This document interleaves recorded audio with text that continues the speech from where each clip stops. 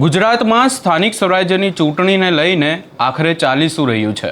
સામ દામ દંડ ભેદની નીતિ બાદ હવે આખો મામલો ક્યાંક ને ક્યાંક વધુ આગળ વધી ગયો છે અને હવે હવાલા કાંડને લઈ અને ચર્ચાઓ થઈ રહી છે. શું છે સમગ્ર મામલો, એની વિગતે ચર્ચા કરીશું ને ખાસ કરી અને હવે આખી બાબતમાં ક્રાઇમ બ્રાન્ચ દ્વારા શું ખુલાસો કરવામાં આવ્યો છે એની પણ ચર્ચા કરીશું. નમસ્કાર, હું છું ઉજ્જવલ અને આપ જોઈ રહ્યા છો નિર્ભય ન્યૂઝ.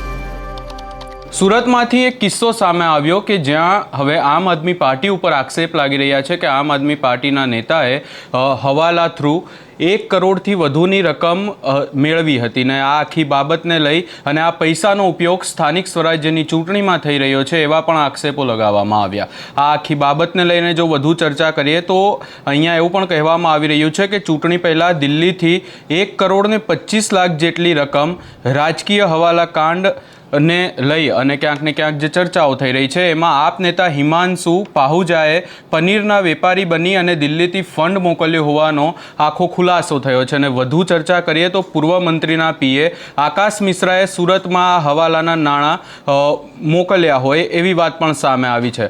અને આ આખી બાબતમાં પોલીસ દ્વારા શું તપાસ કરવામાં આવી છે અને પોલીસે શું કહ્યું છે, સૌપ્રથમ એ પણ સાંભળી લઈએ.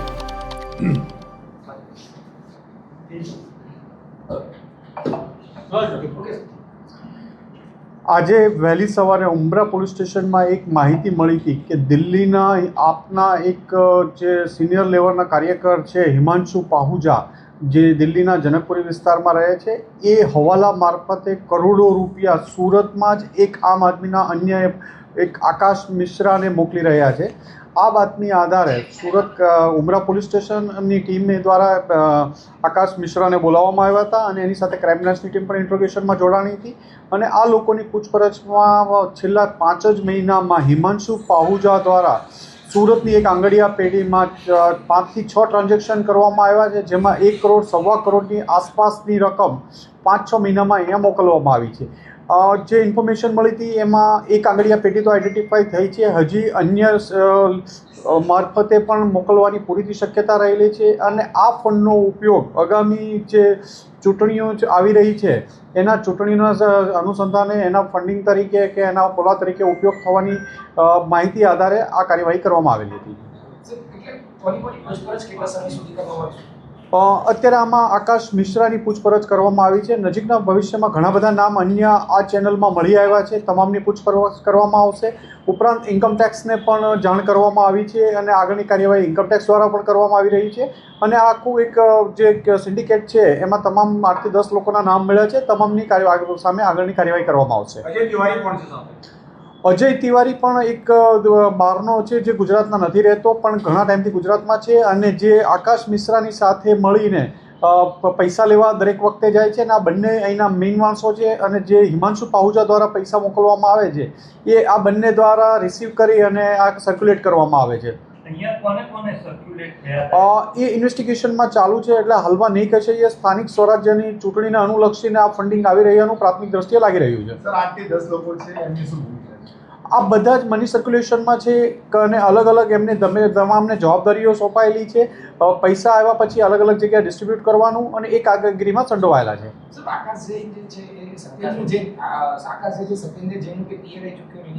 આકાશ મિશ્રા છે એ કોઈ સિનિયર પોલિટિકલ લીડરની સાથે રહેલાનું અત્યારે એમને એને કન્ફેસ કરેલું છે.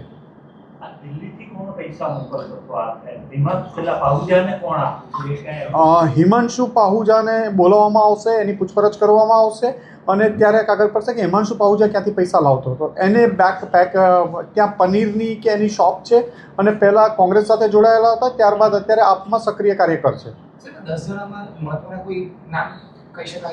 અત્યારે ઇન્વેસ્ટિગેશન ચાલુ છે પણ ઘણા બધા નામ અને ઘણી બધી ડિટેલ મળી છે. એમની પૂછપરછ ચાલુ કરશું અને આગળની કાર્યવાહી કરવામાં આવશે.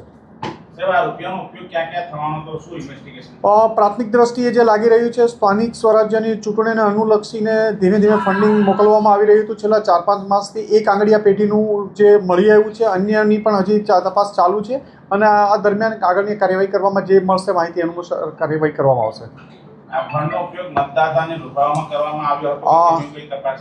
એ સ્થાનિક એ જે હું આપને કહું છું કે સ્થાનિક સ્વરાજ્યની ચૂંટણીને અનુસંધાને આ ફંડિંગ કરવામાં આવી રહ્યું એવું ઇન્ફોર્મેશન જ એ રીતેની હતી. સીસીટીવી સામે આવે છે. સીસીટીવી અમે પણ આંગળીયા પેઢીના સ્ટેટમેન્ટ લેવામાં આવ્યા છે. આંગળીયા પેઢીમાં જ્યારે આકાશ મિશ્રા અને અજય તિવારી બંને પૈસા લેવા જાય છે લાસ્ટ 10 તારીખે, ત્યારનું આ ફૂટેજ છે અને એ પૈસા લેતા એ બંનેના ફૂટેજ છે. બંને આકાશ મિશ્રા અને અજય તિવારી બંને એમની સાથે સંકળાયેલ છે.